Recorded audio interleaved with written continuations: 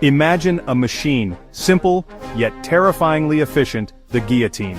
Its cold, gleaming blade suspended above a wooden frame, waiting to fall with mechanical precision. This device, both feared and revered, became one of the most recognizable symbols of the French Revolution. It was not just a tool of death, but a statement. A promise that justice would be swift, impartial, and above all, equal for everyone, regardless of birth or wealth. During the French Revolution's reign of terror, the guillotine executed an average of 30 people a day in Paris, a relentless public spectacle that drew crowds from all walks of life.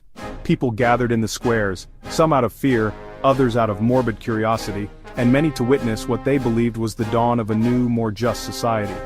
The air was thick with tension, hope, and dread. Originally, Dr. Joseph Ignace Guillotin, a physician and humanitarian, proposed this device as a humane equalizing method of execution. He envisioned it as a way to end the brutal, drawn-out deaths of the past. No more torturous hangings, beheadings by sword, or burning at the stake. The guillotine was meant to be quick, painless, and above all, fair. An end to the privilege of noble birth, even in death. But what began as a symbol of equality quickly became a tool for political purges, transforming into an emblem of fear and suspicion. The revolutionary tribunals sent thousands to their deaths, and the guillotine's shadow stretched across the city, a constant reminder that no one was truly safe, not even the revolutionaries themselves. The guillotine's swift mechanical certainty mirrored the unstoppable momentum of the revolution itself. Each drop of the blade echoed the rapid, irreversible changes sweeping through France, as old institutions crumbled and new powers rose in their place. For centuries, inequality and injustice built up pressure in French society. The poor struggled to survive while the aristocracy lived in luxury, and resentment simmered beneath the surface, waiting for a spark to ignite it. When that pressure was finally released, it toppled a 1,000-year-old monarchy and unleashed chaos on a scale never before seen in Europe. The storming of the Bastille was just the beginning, a signal that the old order was collapsing. The French Revolution is not just about kings and grand ideas. It's about ordinary people swept up in extraordinary events. Families watched as their world changed overnight, sometimes for better, often for worse, as the streets of Paris became the stage for history. It's a story of how the highest ideals, liberty, equality, brotherhood, can collide with our darkest impulses. The revolutionaries dreamed of a new world, but their dreams were often haunted by suspicion, betrayal, and violence. To understand this monumental event, we must journey back to a France on the brink of cosmic change, a society teetering between tradition and transformation, where every day brought new uncertainty. Let's explore the forces that held the old world together, and the new ideas that tore it apart. Philosophers, writers, and revolutionaries all played their part, challenging the very foundations of society. This is the story of how a quest for liberty spiraled into both liberation and unimaginable chaos. The streets of Paris became a battleground for competing visions of the future, and the outcome would shape the world for centuries to come. The guillotine's blade was just the beginning, a single edge that sliced through history, leaving a legacy that still fascinates and haunts us today. Before the revolution, France was ruled by the Ancien Regime, a rigid hierarchy with the king at its center. This system had endured for centuries, shaping every aspect of French life, from politics to culture. The king was seen as the embodiment of absolute power, believed to rule by divine right, and his word was law. Society was divided into three estates: the clergy, the nobility, and everyone else. These divisions were not just social but legal and economic, determining one's rights, privileges, and burdens. The first estate, the clergy, owned vast land and paid almost no taxes. They wielded immense influence not only in spiritual matters but also in politics and education, often acting as advisors to the king. The second estate, the nobility, enjoyed luxury and privilege, also largely tax-exempt. They held the highest offices in the army and government, and their grand estates were symbols of their power and status. The third estate, 97% of the population, bore the nation's taxes and had no political power. This group included everyone from prosperous merchants to struggling peasants, but most lived in poverty, working long hours just to survive. Imagine a pyramid, a tiny elite at the top, supported by the struggling masses below. The weight of privilege pressed down on the majority, who carried the burdens of the entire nation. This system was fundamentally unstable. Beneath the surface, resentment simmered, as inequality and injustice became impossible to ignore. By the late 1700s, France faced debt from wars and royal extravagance, food shortages and soaring bread prices. The cost of living skyrocketed and hunger became a daily reality for many. While the king and queen lived in splendor at Versailles, ordinary people starved. The contrast between the glittering court and the suffering outside its gates grew ever more stark. The pressure within the Third Estate was reaching a breaking point. Discontent turned to anger and calls for change echoed through the streets and countryside. The old order was about to collapse under its own weight. The foundations of the Ancien regime were crumbling, unable to withstand the demands for justice and equality. The stage was set for revolution. The people were ready to rise up and claim their rights, no matter the cost. The universe of privilege was about to implode, and the world would never be the same again. As the old order strained, a new force emerged, the Enlightenment. Philosophers like Locke, Voltaire, and Rousseau challenged tradition, arguing for natural rights, government by consent, and equality. Their ideas spread through salons, pamphlets, and coffee houses, inspiring the Third Estate to question their chains. The American Revolution proved these ideas could spark real change. Enlightenment thought became the intellectual fuel for revolution, a blueprint for a new universe where ordinary people could shape their destiny.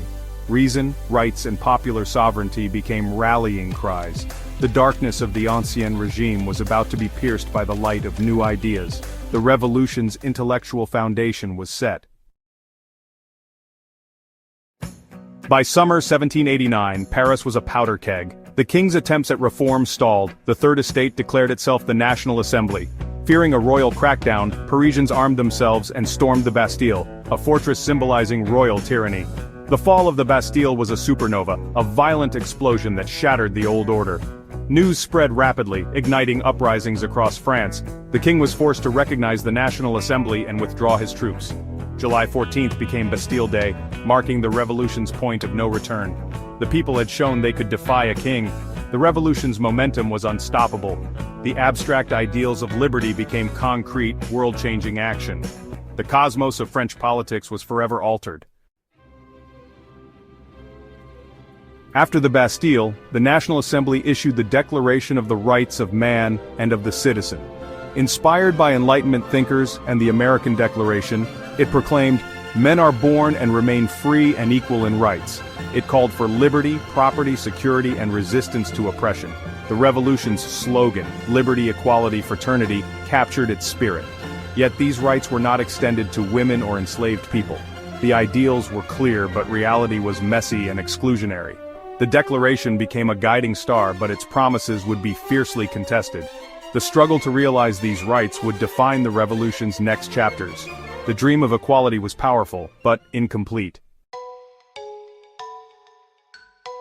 Despite the revolution, France remained a monarchy, at least on paper. The king still wore his crown, but the world around him was changing rapidly. The old certainties of royal power were crumbling, replaced by a restless energy sweeping through the streets of Paris and beyond. King Louis XVI's power was limited, but suspicion grew that he plotted to restore his authority. Whispers of conspiracy echoed through the corridors of Versailles, and the people's trust in their monarch began to erode. The king's every move was watched, his intentions doubted by both revolutionaries and moderates alike. In 1791, the royal family's failed escape attempt shattered public trust.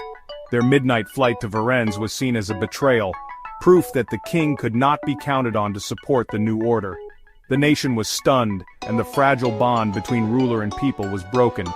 The monarchy's prestige collapsed. Calls for a republic grew louder. Across Paris, crowds gathered, demanding an end to royal rule. Symbols of the monarchy were torn down, and the idea of a republic began to take hold in the hearts of the people. War with Austria and Prussia intensified the crisis. The threat of foreign invasion united revolutionaries, but also deepened divisions within France. The nation was at war both abroad and at home, and fear of betrayal was everywhere. Radicals blamed the king for military failures and accused him of treason. Pamphlets and posters denounced Louis as a traitor, fueling anger and suspicion. The revolution's leaders debated fiercely, convinced that the monarchy itself was a threat to liberty. In August 1792, a mob stormed the Tuileries Palace. The royal family was imprisoned. The palace, once a symbol of royal grandeur, became a scene of chaos and violence. The king and his family were now captives of the revolution. The monarchy was abolished, and France became a republic. The National Convention declared the end of centuries of royal rule, and the tricolor flag was raised in triumph. The people celebrated in the streets, believing a new era had begun. Louis XVI was put on trial, found guilty, and executed by guillotine in January 1793. His death marked a turning point, a moment when the revolution crossed a line from which there was no return. The execution of a king by his own people shocked Europe. Monarchs across the continent recoiled in horror, fearing the revolutionary tide might sweep into their own lands. The world watched as France tore down its ancient order. The revolution entered a new, more radical phase. The reign of terror began, as suspicion and violence gripped the nation. Revolutionary leaders turned on each other, and the guillotine became a symbol of both justice and fear. The old world was gone. A republic was born in blood. The cost was immense. Lives lost, families torn apart, and a nation forever changed by the struggle for liberty. The cosmic order had shifted. France had entered a new age, and nothing would ever be the same again. With the king gone and France at war, the revolution spiraled into the reign of terror. The Jacobins, led by Robespierre, seized control, determined to save the revolution at any cost. The Committee of Public Safety unleashed mass arrests and executions. Anyone could be labeled an enemy. The guillotine became a symbol of relentless, indiscriminate justice. Paranoia reigned, neighbors denounced neighbors, and fear consumed the nation. The revolution devoured its own, including Robespierre himself.